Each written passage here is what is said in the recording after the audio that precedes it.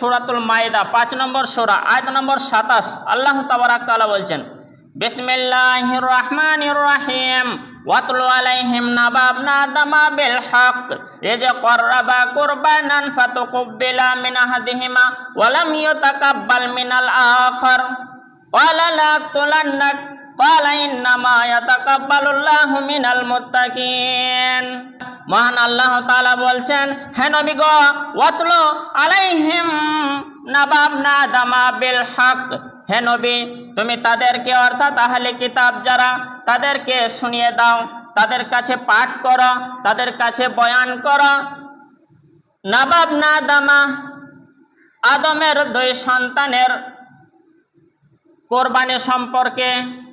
এই যে কররাবা কুরবানান, যখন তারা কোরবানি করলো 2 জনে, ফাতুকুব্বিলা মিন আহাদিহিমা 2 জনের মধ্যে একজনের কোরবানিটা কবুল হয়ে গেল, ওয়ালাম ইউতাকাব্বাল মিনাল আখার, আর দ্বিতীয় ব্যক্তির কোরবানি কবুল হলো না।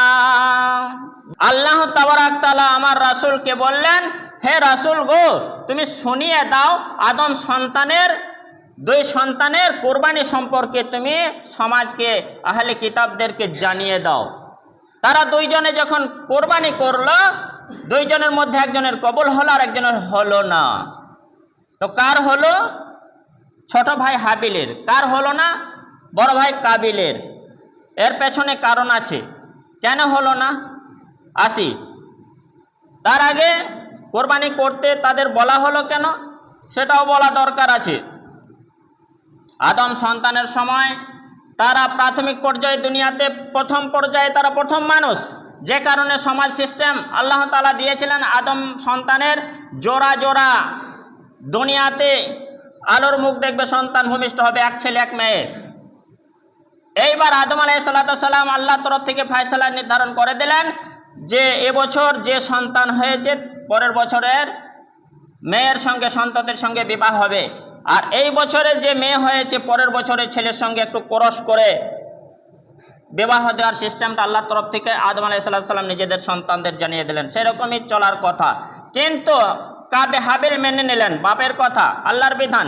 কাবিল মানতে চাইল না, আমার সঙ্গে যে মেয়ে হয়েছে, আমরা যমজ হয়েছি, সে তো সুন্দরী, না না আমি বেশি হকদার তাকে বিবাহ করার, আমি বিবাহ করব।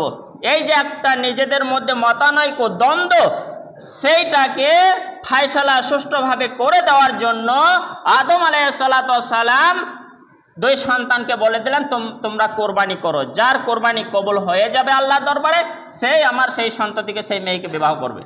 হাবিল আলাইহিস সালাম নিজের পশুপালনের মধ্যে সব থেকে হিষ্ট পশু, তরতাজা পশু, উত্তম দামি পশুটা আল্লাহ দরবারে কোরবানির জন্য তৈরি করে রেখে দিলেন। এবং কাবিল করলো কি,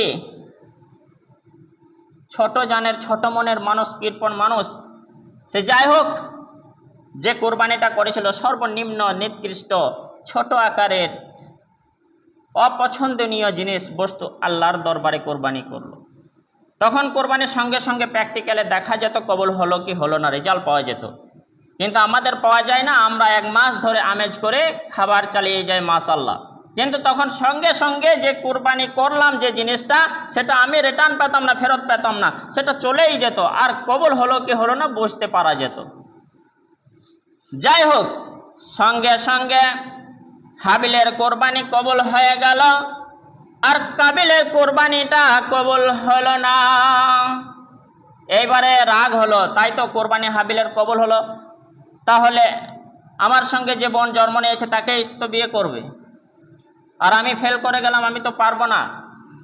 সেই সময় রেগে গিয়ে কাবিল বলেই উঠল সেই কোরআনুল কারীম আল্লাহর বাণী, ক্বালা লা আকতুলান্নাক, এই হাবিল তুমি শোনো, আমি অবশ্যই অবশ্যই অবশ্যই তোমাকে আমি হত্যা করব, কতল করব। তাহলে আমার রাস্তা ক্লিয়ার, ওকে বিয়ে করতে পাবো, ওর সঙ্গে বিবাহ হবে, এই সিদ্ধান্ত নিয়ে নিল। কিন্তু হাবিল ছোট্ট করে সান্ত্বনা স্বরূপ একটা ভদ্র ভাষায় কালাম প্রয়োগ করলেন, একটা কথা বললেন যেটা আল্লাহ তাআলার পছন্দ হলো এবং দিয়ে দিলেন কোরআনুল কারীমে। তিনি বলেন না না না, আমাকে মেরো না, এ কথা বললেন না। আমাকে কেন মারবে এ কথা বললেন না। আমি কি অপরাধ করলাম এ কথাও বললেন না।